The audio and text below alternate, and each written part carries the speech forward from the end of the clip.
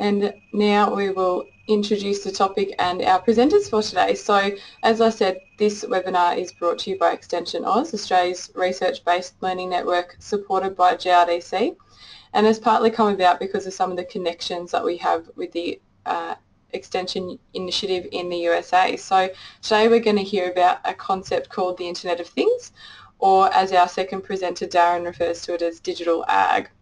So this is the networking of things like electronic devices, sensory and machinery, which has the potential to create efficiencies on farm as well as in other facets of our lives. So today we're going to get an overview of the Internet of Things from Jeff Hino. Jeff is a digital strategy consultant who only recently retired from Oregon State University as the learning technology leader. So there we can see Jeff now, and Jeff's presentation will then be followed by a case study from Darren Lee, who's a WA grain grower and also a Western GRDC panel member. And he's set up a real-time data collection system on his farm utilising this kind of technology, so that'll be really interesting. So I'll hand over to Jeff in just a second, and there'll be the option to ask questions after their presentations. So without further ado, I'll just hand over to Jeff to make him the presenter, and we'll get underway. Thanks, Johanna.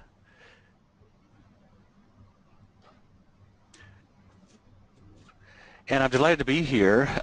And as Johanna mentioned, I just recently retired from the extension service here at Oregon State University. I'm a fresh retiree, it's only been about a month, and I'm excited though to keep myself going along in an area that really fascinates me and I did a lot of work on with Oregon State and with the eXtension organization, which is a U.S. national online extension service. So what I want to do today is basically give you an overview of this phenomenon called the Internet of Things. And I'll be speaking from a lot of the language of the U.S. Cooperative Extension Service, which has perhaps a little broader scope here in the States than with you folks down there in Australia. Our responsibilities extend into some areas that may or may not be relevant, but I think the point is here I want to show you the impact that the Internet of Things, or IoT, is having on our lives. And so with this basic understanding, I think it'll lead nicely into Darren's discussion of more details about agricultural applications. So I'm going to share my screen. Let's see if this, there we go.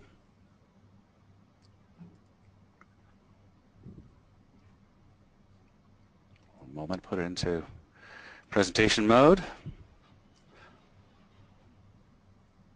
So the Internet of Things, this is a phenomenon that is really going to impact our lives, and it already has started in a major way to change the way that we work with our devices in our lives, our transportation systems, even our health.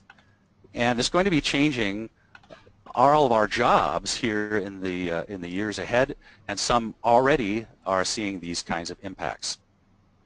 So again, what I'd like to do is give you the sense of what these total impacts are in the world of the Internet of Things.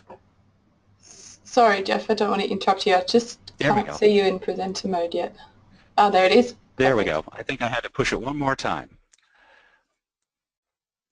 So the Internet of Things.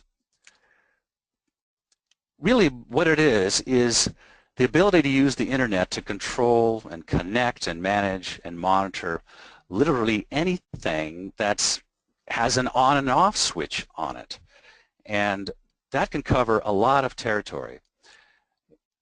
In fact, a lot of modern homes, in fact, I'm sure some of you already have devices. You may not have thought of them as Internet of Things devices, but in your home, the ability to track where your car is, to be able to manage your household heating and other things via the Internet are examples of the Internet of Things.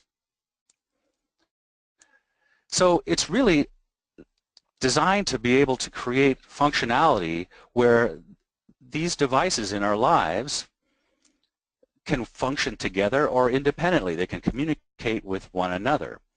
And again, I'm sure that we'll see some things from Darren about how this interconnectedness on the farm is really going to be powerful. But in our lives, it can show up even in our homes with interconnected devices. It's all because of the development of incredibly small and inexpensive sensor technology.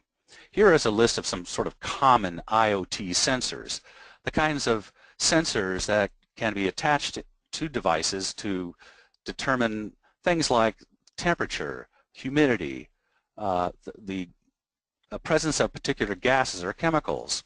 All these small little sensors can be implanted into devices and machinery to create what amounts to the ability for our entire lives to be connected, whether it's our cars, our appliances, our buildings and roads are already starting to incorporate this kind of technology, and our clothing, and we'll talk about wearable IoT devices as well.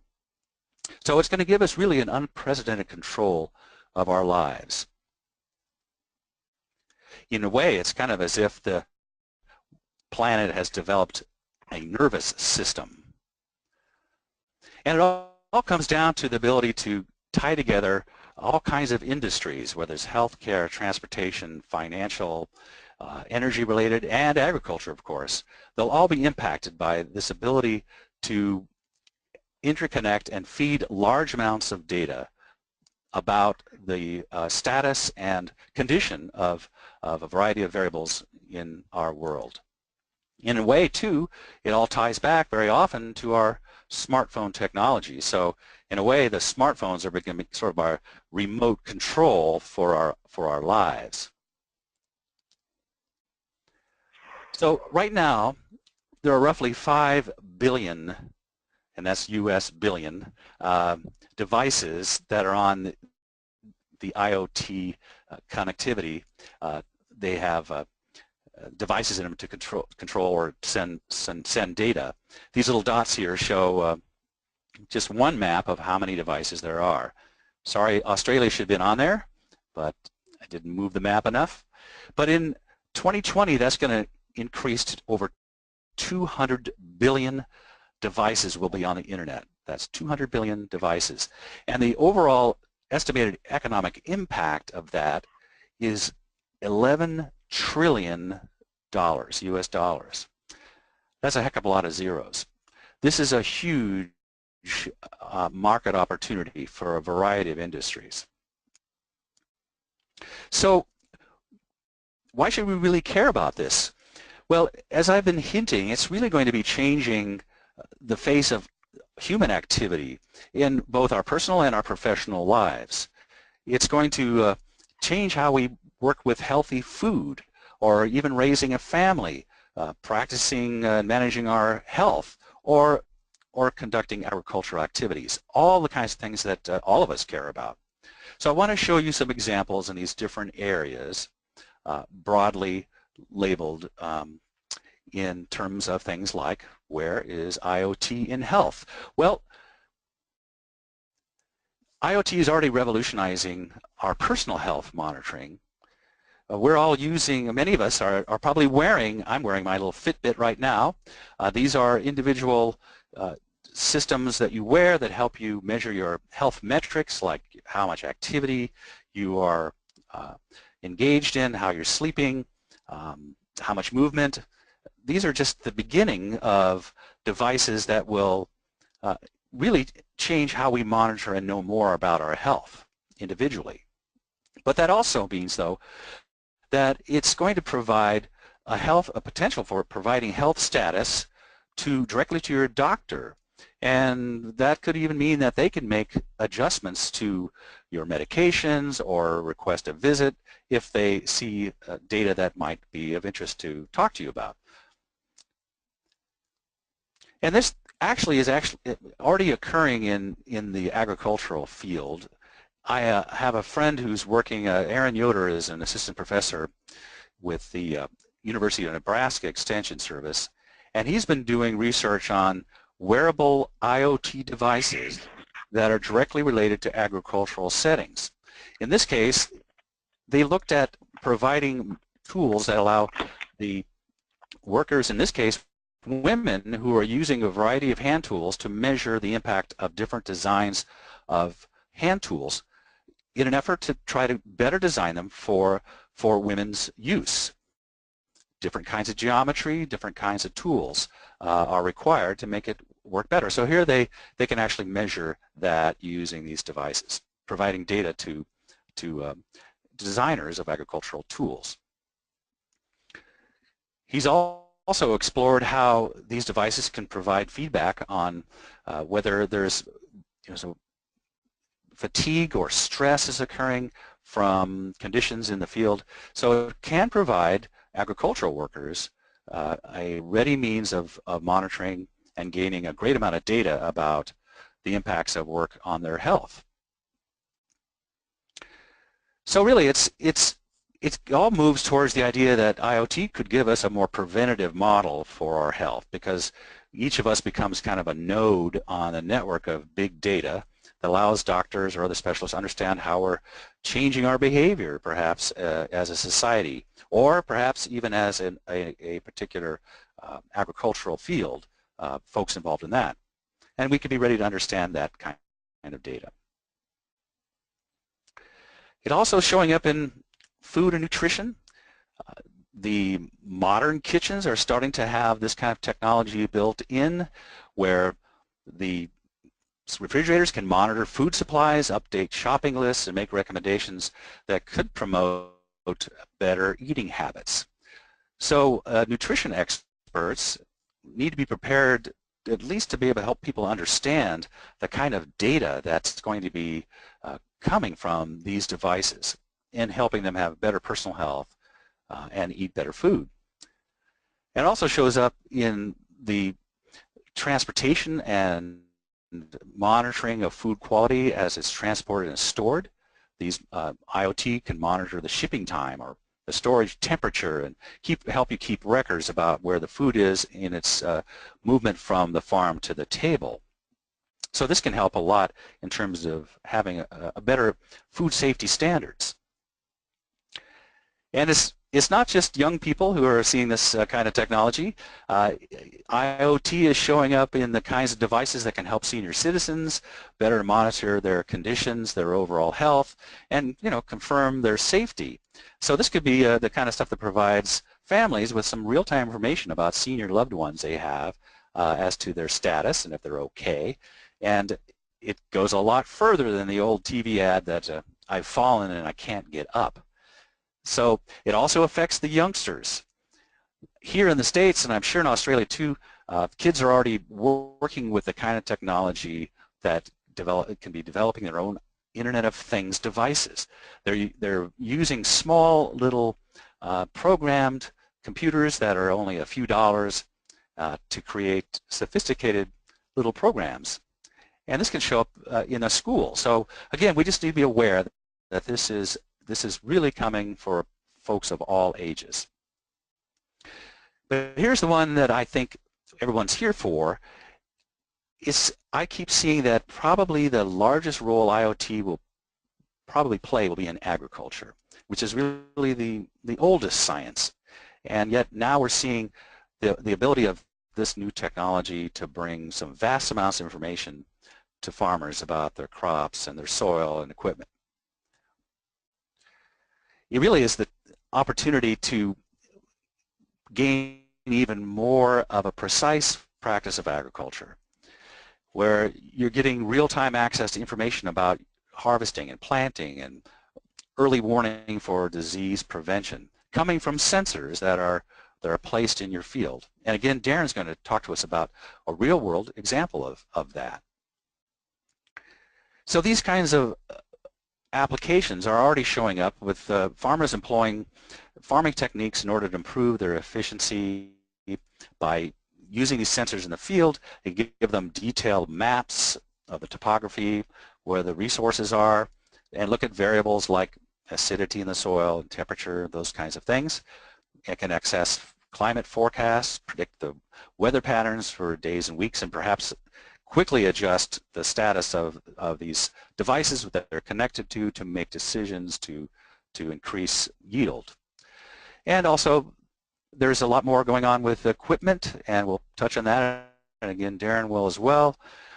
Livestock, we'll start to show these kinds of IoT devices. And, you know, these kinds of things are showing up in tractors, where John Deere is already putting trackers on their machines to analyze their performance and optimize crop yields. So this is happening in a huge way, and I think Darren may even have some of those. So it's kind of like smart cars are coming to farming. So it's really this convergence of the digital and physical worlds that's going to be impossible to ignore and too valuable to ignore. This gives you an idea of the number of IoT devices that are being shipped in the agricultural world over the last just couple of years. You can see that it's going to be growing in leaps and bounds. So more and more sensors providing more and more analytics and a greater amount of capability given this kind of data. And it's really nothing new. I mean, farmers, we know, have been doing technology for hundreds of years. But we've just moved into a new level with IoT in what some people call smart agriculture.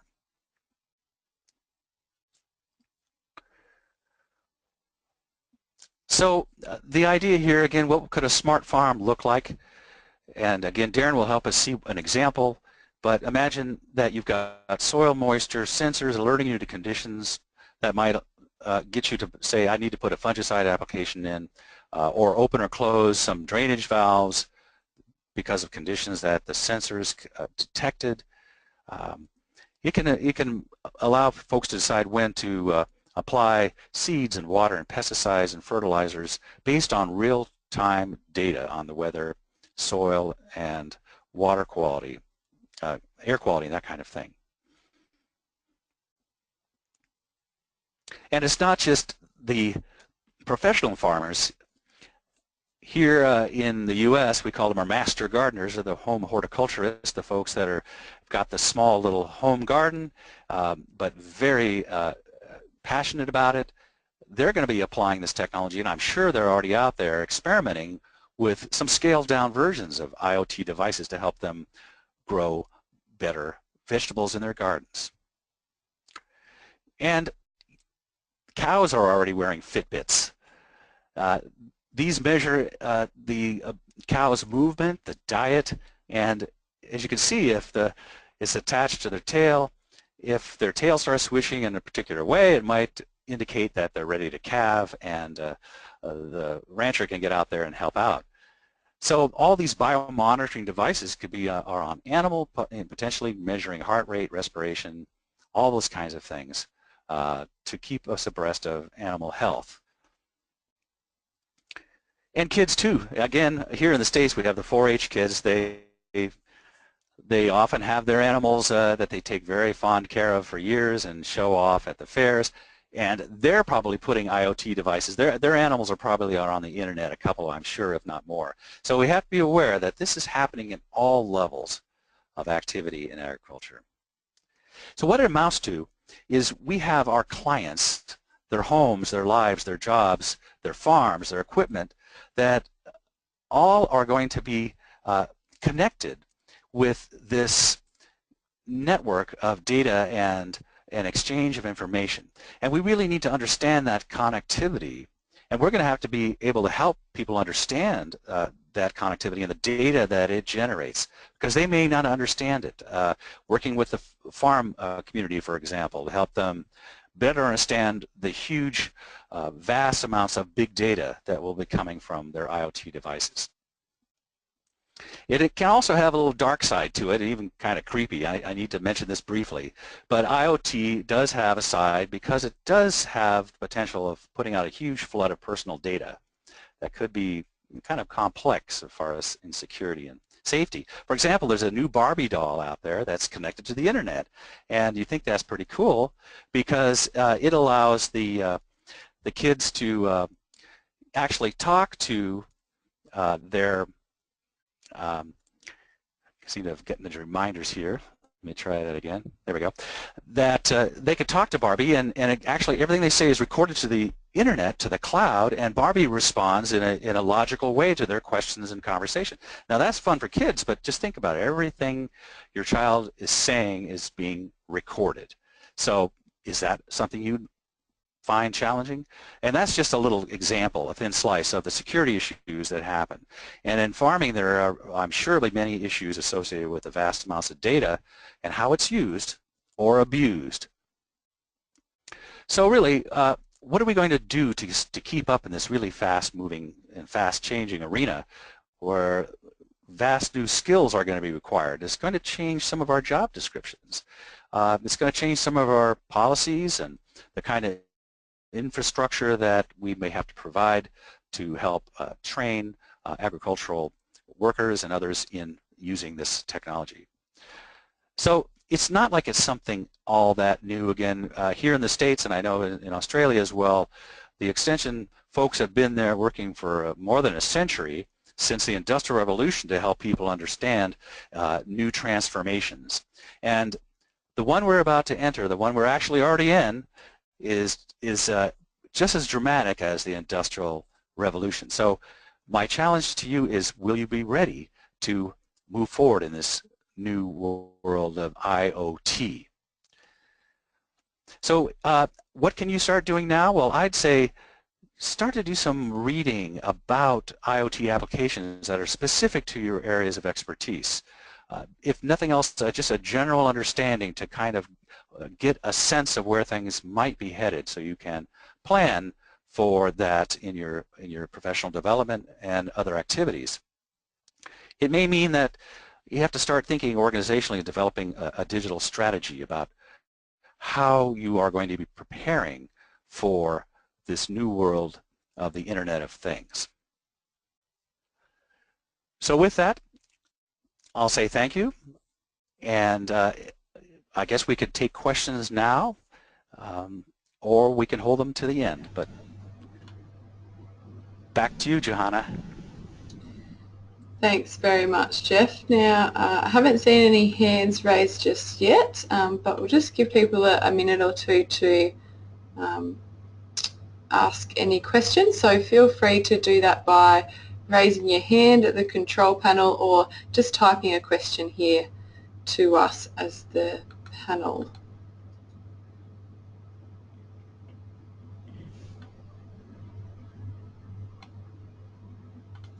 And while we're waiting, I'll just flick over the presenter to Darren so he can be ready to get going.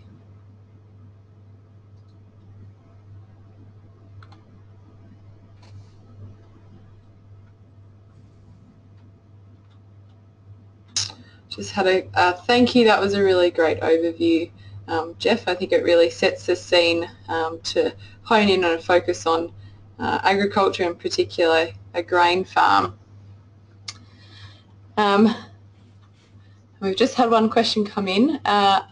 What's the difference between being overwhelmed with too much data versus getting good analysis done? Do you have any advice there, Jeff? I think that's a powerful question, because the idea of big data is a challenge right now in terms of organizational ability to manage it. So I think the jury's out. I think it's going to be a matter of being prepared. I'm not a data analyst, so I couldn't say myself. But yes, I would think that picking out what's important data from the noise in the background that might be transmitted by the devices is going to be critical. And perhaps Darren will even give us some ideas of the kind of data he's getting and how he's able to pick out what's important from that data. Thanks, Jeff. And Caroline's just made a great comment. Here in Australia, we don't have connectivity like you do in the US, so it all sounds fantastic, but how do we achieve that with very inconsistent internet connections?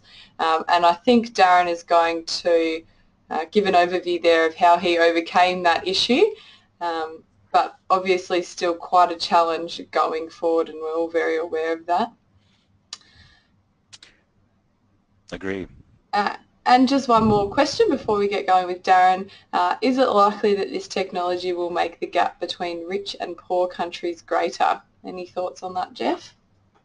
It can go both ways. Because yes, it does add yet another demarcation between the have and have-nots, the digitally privileged and those without.